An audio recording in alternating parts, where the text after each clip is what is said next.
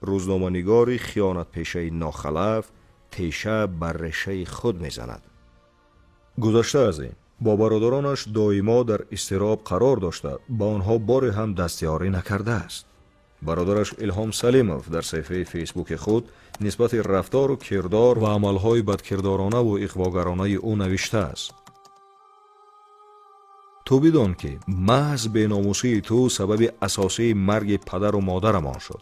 بیا یک مرتبه تحلیل میکنیم که برند میرزای سلیمپور به خاندان ما شخصا به من و وطنمان تاجیکستان چی سود یا زیان آورده است؟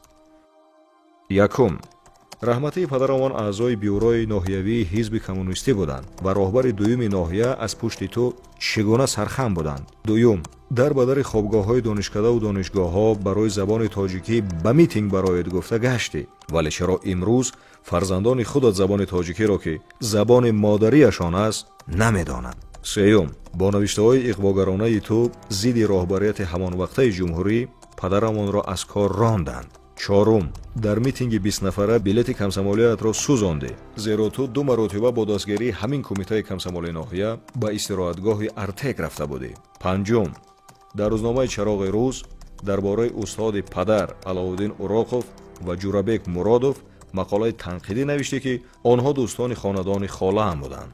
ششم، ماه یکم خانه‌دارشویت در پیش همه ما به مادرمان گفته که من زنم را برای شستن لباس شما نگرفتم. هفتم، درباره مشاور پرزیدنت تاجیکستان رحمان نبیوف مقاله نوشته که چی گپ‌های پدر به تو نگفته بود.